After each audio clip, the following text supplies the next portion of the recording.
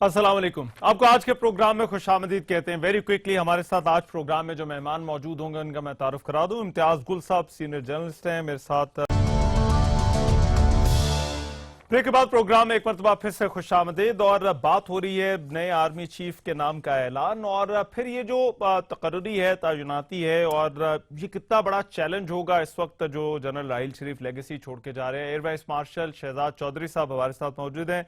शहजाद चौधरी साहब, पहले तो मैं इस ट्रांजिशन पर जिस तरह से हुई इसको कुछ लोग सिविल मिलिट्री ताल्लुकात के तनाजुर में बड़ा अहम देख रहे हैं, कुछ ऐसे इदारों की मजबूती के साथ भी जोड़ रहे हैं। इस ट्रांजिशन को आप किस तरह से देखते हैं?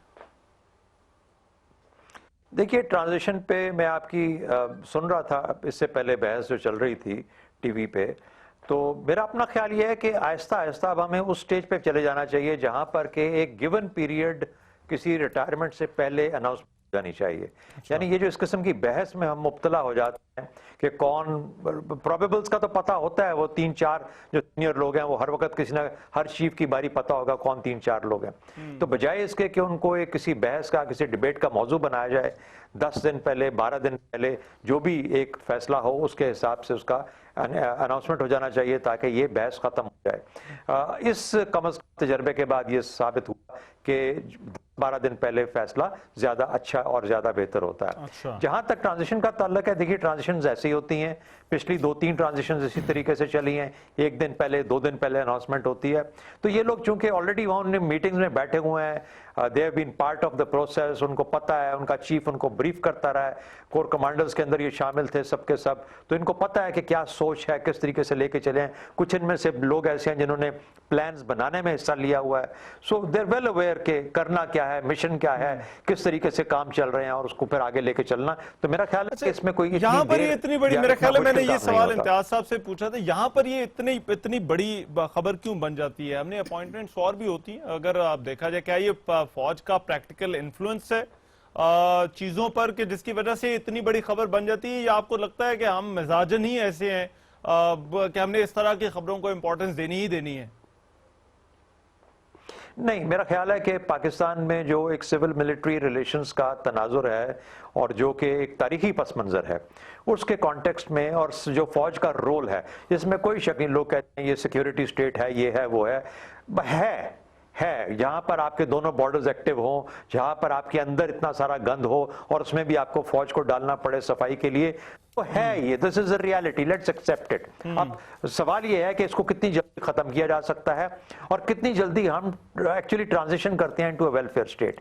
ये काम है जहां पर कि सिविल गवर्नमेंट्स इफेक्टिवली अपना काम करती हैं। तो मेरा ख्याल है कि फौज और सिविल का मिलकर इकट्ठे चलने का इस वक्त टाइम है और इस वजह से आपके लिए फौज की जो लीडरशिप है उसकी इंपॉर्टेंस रहेगी। होनी चाहिए या नहीं होनी चाहिए, ये मेरे ख्याल में एक अच्छे महज़ब डेवलप्ड मुआशरे के अंदर आमतौर पे किसी को पता भी नहीं होता कि आर्मी चीफ उनका कौन है या एयर चीफ कौन है, लेकिन हमारे यहाँ बदकिस्मती से ये फिलहाल एक कुछ अरसे तक ये एक एमिनेंस रहेगी आर्मी चीफ की। राइट। अच्छा, मैं मुसद्दिक साहब एक तो कमेंट चाहता हूँ। देखिए, कहीं ना कहीं तो ये जो सारा जो हाइप और ये जो सेंसेशन क्रिएट होती है उसमें कहीं ना कहीं पर तो हुकूमत का भी तो किरदार है ना। जब आप 1-2 दिन तक रखेंगे, कुछ पता नहीं चलेगा और लोगों की क़यास-आराइयाँ भी चलती रहेंगी। आपने तो उन लोगों पे तो इल्ज़ाम दे दिया, आपने कहा कि नहीं भाई वो इस तरह से बातें करते रहे, बट कहीं ना कहीं तो ये भी तो एक्सेप्ट करें ना कि इसको नॉर्मल प्रोसेस हुकूमत ने भी नहीं लगने दिया। नहीं, ऐसी बात नहीं है, बिल्कुल कतन नहीं है, बिकॉज ये जो हुआ है ये आइन के मुताबिक हुआ है और कानून के मुताबिक हुआ है। आइन और कानून दोनों इस बात की इजाज़त देते हैं जो हुआ है। हमारे यहाँ जो बात असल में एयर वाइस मार्शल साहब ने की है, शहजाद चौधरी साहब ने, वो ही बात है। हमारे पास तारीख का एक बोझ है और उस बोझ की वजह से हमारे लिए ये मामला जो है वो कुछ भी फैसला किया जाता है। मसलन आज अभी कई जगहों पे मैं 3री-4थी जगह के ऊपर आ रहा हूँ और अजीब व गरीब किस्म की बातें हो रही हैं कि इनके तो एक उस्ताद हुआ करते थे एक ज़माने में, या किसी पुराने ज़माने के अंदर इनकी किसी से रफाकत हुआ करती थी। हर बंदा पाकिस्तान में इतने सीनियर आदमी का कोई ना कोई रिश्तेदार कहीं ना कहीं यही तो मेरा सवाल है कि बिजनेस एज यूजुअल लगने तो हुकूमत ने भी नहीं दिया। नहीं, आप देखिए, मैं आपको ये बता रहा हूँ, नहीं, ये बिजनेस एज यूजुअल है आइन के तहत। अगर आप महीना पहले, उन्होंने 1 साल पहले कह दिया था कि भाई मैं एक्सटेंशन नहीं ले रहा। देखिए, अगर आप तो हुकूमत 1 महीना पहले कह देती, अगर हम 12 दिन पहले कर लेते तो आपने कहना था कि 1 महीना पहले कर लेते। अगर 1 महीना पहले कर लेते तो आप कहते 2 महीने तो कम से कम दिए होते। भाई कानून के मुताबिक, आइन के मुताबिक, अब इस बात بات کے اندر مین میخ نکالنا کہ جو چیز قانون اور آئین اجازت دیتا ہے آپ اس کو بھی ایک بنا رہے ہیں کہ لیکن آپ یہ سوچیں کہ 3 دن اس کی ضرورت نہیں ہے. آپ کر سکتے ہیں یہ گفتگو, لیکن میں یہ سمجھتا ہوں یہ غیر ضروری گفتگو ہے. یہ جو فیصلہ ہوا ہے میں سمجھتا ہوں کہ ایک طرح سے بہت مشکل فیصلہ تھا. مشکل اس وجہ سے تھا کہ سلیٹ کے اوپر جو جرنیل آئے ہیں وہ سارے کے سارے شاندار تھے. ان کے آپ کریئرز دیکھیں, ان کی آپ پرفارمنس دیکھیں تو آپ کو لگے گا کہ کتنا مشکل فیصلہ ہے. لیکن اسی وجہ سے یہ بہت آسان فیصلہ بھی تھا, کیونکہ کسی کے بھی حوالے اگر یہ بٹون کی جاتی تو یہ اتنے شاندار سارے جرنیلوں کی سلیٹ تھی کہ کوئی بھی ملک کو لے کے آگے جا سکتا تھا. لیکن جنرل باجوہ صاحب کو جو میرے خیال میں یہ قیادت دی گئی ہے جس کے اوپر ہم بہت سارے خوش ہیں, اس کی وجہ یہ ہے کہ اگر آپ ان کو دیکھیں تو انہوں نے 10 کور کو لیڈ کیا ہوا ہے جو بیسیکلی اب تقریباً 1/3 فوج کا حصہ ہے. اور اس کے علاوہ یہ وہ بارڈر ہے, اس کے اوپر تمام ہندوستانی جو ہمارے جو ٹینشنز آ رہی ہیں وہ تمام انہوں نے کمانڈ کی ہوئی ہیں. اس کے علاوہ اس سے پہلے وہ ناردرن جو فورسز تھیں ان کے کمانڈر رہے ہیں, یعنی وہ بھی تمام ہندوستان سے جو معاملات آپ ہیں. بالکل ٹھیک کہہ رہے ہیں. میں نہیں چاہتا کہ ہم ڈسکشن کریں گے ان کے پروفیشنل کریڈنشیلز میں تو آپ کو کہہ رہا ہوں, میں تو آپ کو یہ بتانے کی کوشش کر رہا ہوں. بہت سارے شوز کیے مگر کبھی بھی کسی فوجی کے یا کسی جج کے بھی اسی طرح اپوائنٹمنٹ کے پروفیشنل کریڈنشیلز ڈسکس کرنا ہمارا بنتا نہیں ہے. وہ تو میرے خیال ہے پرائم منسٹر کا ثوابدید ہے. نہیں, آج ہر جگہ پہ یہ بات ہو رہی ہے کیونکہ وہ چیف بن گئے ہیں تو یہ ساری چیزیں واضح شکل میں سامنے آ رہی ہیں. صرف 1 منٹ اگر آپ مجھے دیں, انہوں نے میرے سے بڑا گلہ کیا ہے. انہوں نے کہا ہے کہ بھئی جب مطلب ہم 1 مہینہ پہلے بھی کر دیتے تو اس وقت ہم بیٹھے کہتے کہ بھئی 1 مہینہ پہلے کیوں 1 مہینہ 10 دن پہلے. کیا ان کا یہ اعتراض ٹھیک ہے, اور اس میں میں بشمول میڈیا کو شامل کر لیتے ہیں نا, کیونکہ پورے میڈیا پر ہی یہ بات چل رہی تھی. نہیں, حکومت کی خواہش ہوگی کہ اس کے اوپر لوگ کیا سارائیاں کرتے رہیں, کچھ شوز کے پیٹ بھرتے رہیں, لوگ اپنے تبصرے دیتے رہیں, کیوں چاہے گی سر تاکہ انسٹیبلٹی ہو حکومت میں. کیا بات ہے.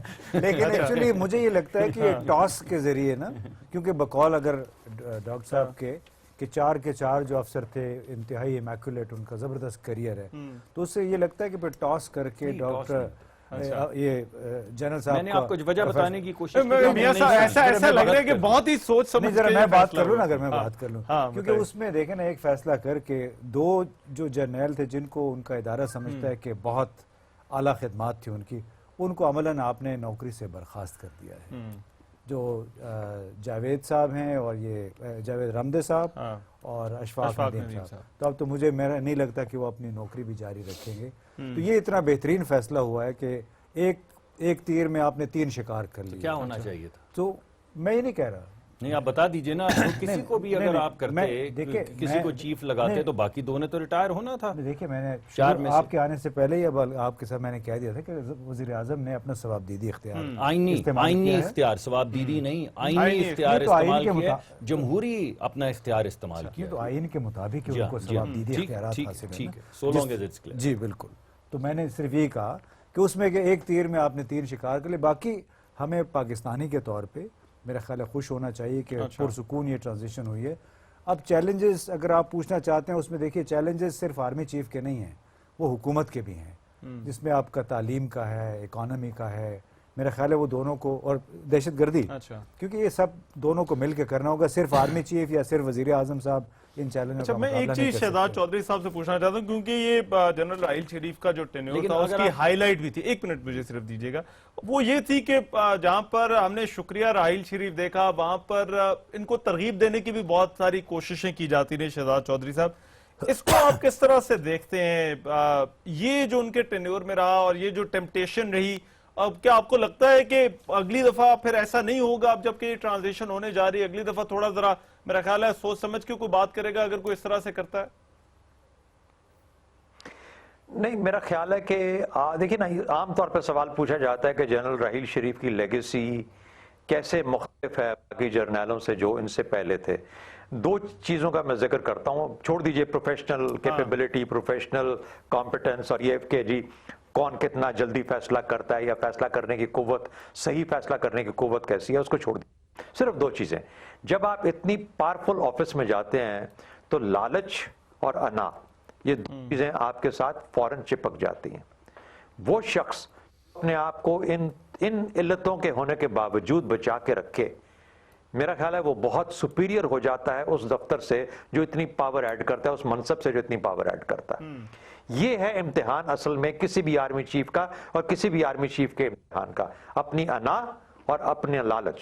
اور اگر ان دونوں چیزوں سے راحیل شریف نے اپنے آپ کو بچایا. اچھا، That is why تو یہ سوال آپ کہہ رہے ہیں یہ Raheel Sharif is so professional سے better, زیادہ so far better. Personal character کا، پروفیشنل کیریکٹر سے زیادہ پرسنل کیریکٹر کا سوال ہے. Absolutely, because ایک چیز یاد رکھیے کہ ایک when you walk into this office you have personality change. یعنی میری ساری عمر گزری ہے ان دفتروں کے بہت اندر اور قریب رہتے ہوئے، اس لیے میں ان کو اتنا جانتا ہوں. there is a personality change the moment you walk into that office as that in that appointment. تو یہ نہیں آپ سمجھ سکتے کہ راحیل شریف وہ بن جائے گا، وہ بن گیا، کیونکہ راحیل شریف اس سے پہلے راحیل شریف کو کوئی نہیں جانتا تھا یا بہت کم لوگ جانتے تھے. لیکن راحیل شریف کی پرسنالٹی چینج، خوش قسمتی پاکستان کی وہ ہوئی جو اس نے پاکستان کے لیے بہت زیادہ فائدہ ڈیلیور کیا. تو ہم دعا کرتے ہیں ہمیشہ جب بھی کوئی نیا چیف آتا ہے کسی بھی جگہ پہ کہ وہ جو تبدیلی آئے گی وہ ایسی ہوگی جو کہ پاکستان کے حق میں. اچھا، میں اب چاہتا ہوں ذرا کچھ ہم چیلنجز پہ بات کریں. اگلے جو آرمی کی کمانڈ ہے اب اس کے لیے کیا چیلنجز ہیں اور پھر حکومت کی توقعات کیا ہیں، یہ میں ڈاکٹر مصدق صاحب سے پوچھوں گا. مگر ایک بات حقیقت ہے کہ فوج کو اکثر متبادل سیاسی قیادت کے طور پہ بھی پیش کیا جاتا ہے. کیا یہ سلسلہ رکے گا یا نہیں، اس پر بھی بات ہوگی. اس بریک کے بعد واپس آ رہے ہیں.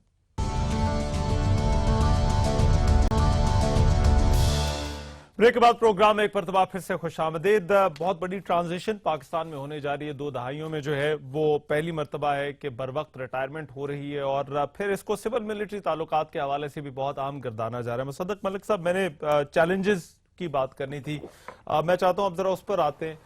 توقعات اس اپوائنٹمنٹ سے، چیلنجز، کیونکہ یہ کہا جا رہا ہے کہ راحیل شریف کی جو لیگیسی ہے، وراثت ہے، وہ بہت بڑی ہے. بگ شوز ٹو فل، جو میں نے خواجہ آصف صاحب پوچھا، آپ ایک بینگ ڈیموکریٹک گورنمنٹ، ایکسپیکٹیشنز کیا ہیں پالیسیز کے حوالے سے، دیگر چیزوں کے حوالے سے؟ میں یہ سمجھتا ہوں کہ جنرل شریف نے ایک بڑا سنہری باب جو ہے اس کا اضافہ کیا پاکستان کی تاریخ کے اندر اور پاکستان کی عسکری تاریخ کے اندر بالخصوص. جمہوریت کے اندر جو بھی ڈائریکشن جمہوری نظام نے سیٹ کی ہے اس کے اندر جو بھی کردار تھا فوج کا، انہوں نے بڑے بھرپور انداز کے اندر اس کو پورا کیا ہے. چاہے وہ سرحدوں کی حفاظت ہو، چاہے وہ دہشت گردی کا خاتمہ ہو، چاہے وہ ضرب عضب ہو، وغیرہ وغیرہ. اور میں بہت سی ایسی چیزیں دے سکتا ہوں آپ کو مثالیں.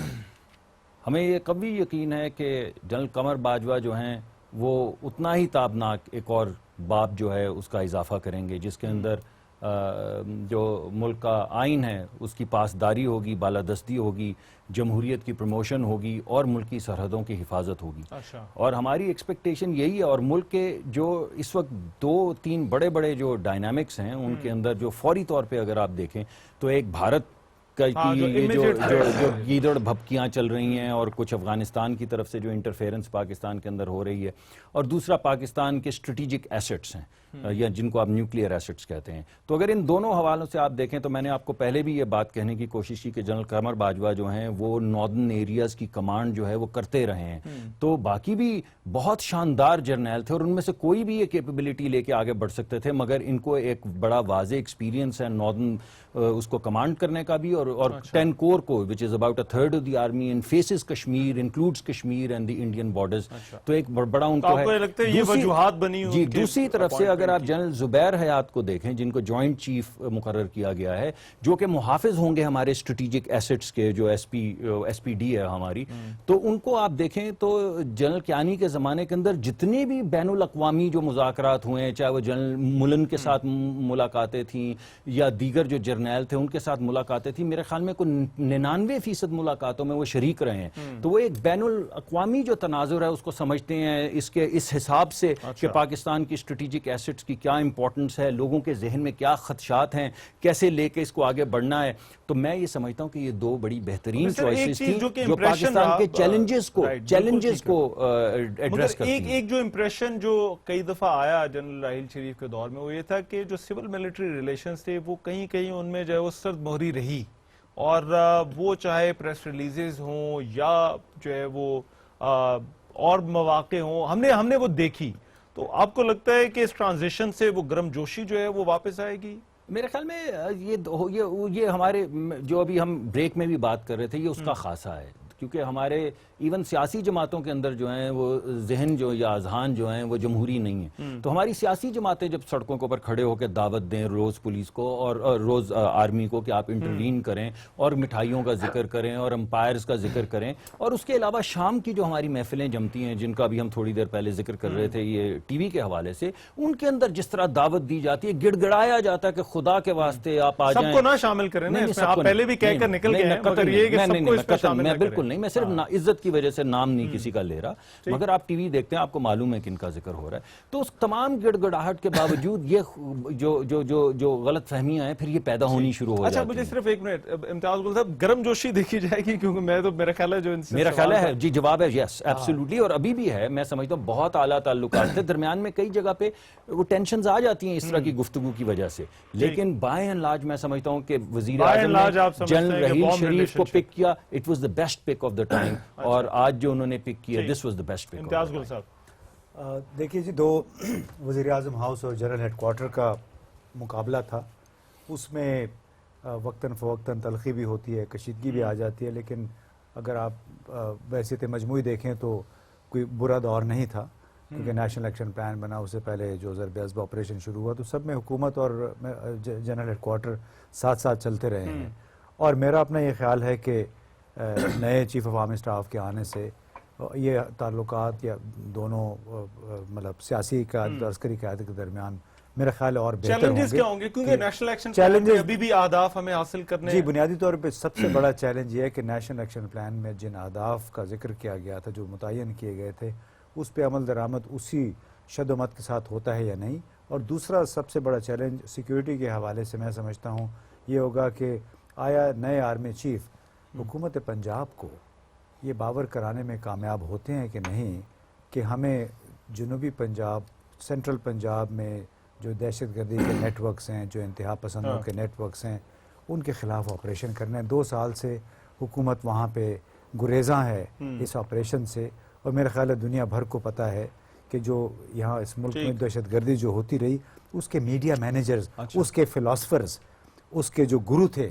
انٹلیکچول, وہ کہاں بیٹھے ہوئے. اچھا, میں شہزاد چودھری صاحب آپ کی رائے اس پر چاہتا ہوں, یہ کتنا اس میں وارمتھ کتنی ضروری ہے, گرم جوشی کتنی ضروری ہے, اگر ہمیں یہ سارا جو چیزیں ہیں نیشنل ایکشن پلان کے اہداف ہو گئے, دہشت گردوں کی آپریشنل صلاحیتیں ہوگی, ان کو ختم کرنا ہو, یا داعش جیسی تنظیموں کی ایمرجنس کو یہاں پر روکنا ہو, اب سیکیورٹی کے لیے how important is a civil military relationship, اور اس میں گرم جوشی؟ دیکھیے, گرم جوشی تو 2 اشخاص کے درمیان ان کی پرسنالٹیز کا ریفلیکشن ہے. اب باجوہ صاحب کس قسم کے چیف بن کے نکلتے ہیں, ان کی پرسنالٹی کیسی آتی ہے, جو نظر آتا ہے فرینڈلی ہیں بہت, اور شاید اس کی وجہ سے آسانی ہو پرائم منسٹر نواز شریف کے ساتھ ایک تعلق کے اندر. اور اگر ان دونوں اشخاص کے درمیان میں تعلق اچھا قائم ہو گیا تو پھر آدھے کم از کم مسائل میرے حال میں وہیں پہ ختم ہو جاتے ہیں. پھر دوسرا کام رہ جاتا ہے انسٹیٹیوشنل ریلیشن شپس کا. انسٹیٹیوشنل ریلیشن شپس بڑی واضح اور کلیئر اس کے کیا کہتے ہیں حدود و قیود ہیں. فوج کا کام ہے اپنی آرڈر آف پرائرٹی کے اندر کہ جو گینز انہوں نے فاٹا میں اور پختونخوا میں لیے ہیں ان کو کنسالیڈیٹ کرے. کراچی کا آپریشن اسی تند و تیزی کے ساتھ جاری رہے اور اس کو ختم نہ کریں اور اس کو ڈھیلا نہ پڑنے دیں. بلوچستان کے اندر جو ابھرتی ہوئی اور ایک ایوالونگ تھریٹ ہے, اس کو سٹیم کیا جائے اور پھر اس کو ڈیفیٹ کیا جائے.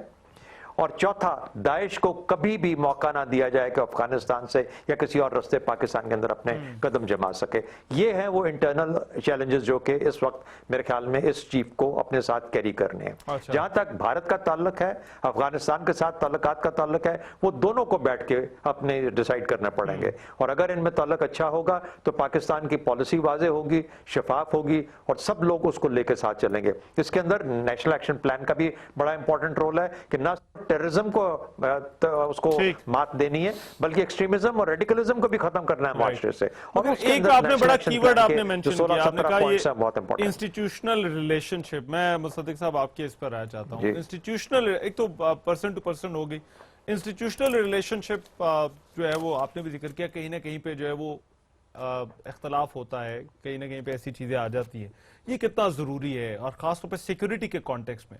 میں سمجھتا ہوں بہت بہت زیادہ ضروری ہے, کیونکہ اگر آپ ٹیکنیکلی دیکھیں, صرف آپ ٹاپ کے اوپر نہ دیکھیں, تو بہت کم مواقع ہیں اور فورم ہیں ایسے جہاں پہ انٹر انسٹیٹیوشنل کانورسیشنز ہو سکیں. مثلا اگر ہم نے سیکیورٹی کو ڈیفائن کرنا ہے تو اس میں بارڈر سیکیورٹی ہے, لیکن اس میں ہیومن سیکیورٹی کے عوامل بھی ہیں.